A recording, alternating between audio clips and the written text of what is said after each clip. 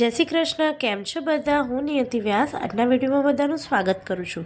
આજે આપણે મોદક બનાવીશું. મોદક બનાવવા માટે મેં સૌપ્રથમ ડ્રાયફ્રૂટને ઘીમાં રોસ્ટ કરી લીધા છે.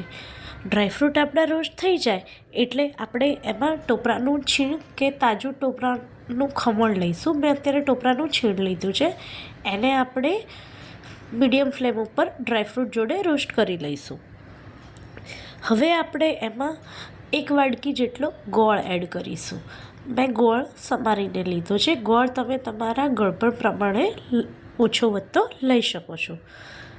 હવે આપણું ગોળનું મિશ્રણ એટલે કે મોદકનું સ્ટફિંગ રેડી થઈ ગયું છે. આપણે એનું ઠંડુ કરવા મૂકીશું.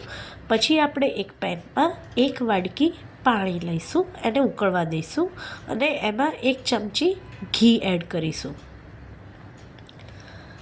આપણું પાણી ઉકળે એટલે આપણે એમાં 1 વાડકી જેટલો ચોખાનો લોટ નાખતા જઈશું અને એને હલાવતા જઈશું.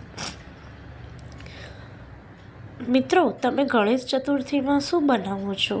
મારી જેમ મોદક બનાવો છો કે લાડવા? એ મને કોમેન્ટમાં જણાવજો. એના લોટ જેવું રેડી કરી દઈશું અને એના ગુંડલા કરી દઈશું. મેં આજે મોદકના મોલ્ડ વગર મોદક બનાવ્યા છે, એ હું તમને બતાવું છું. આપણે આવી રીતે મોદકને નો જે લોટ છે એને ગોળ કરવાનો ટ્રાય કરીશું અને એમાં બનાવેલું મિશ્રણ સ્ટફ કરી દઈશું. પછી આપણે એને મોદકની જેમ આવી રીતે મોદકના શેપમાં વાળતા રહીશું.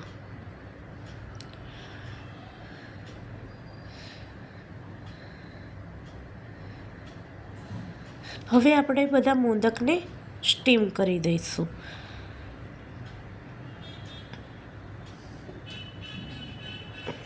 મિત્રો આપણા મોદક રેડી થઈ ગયા છે.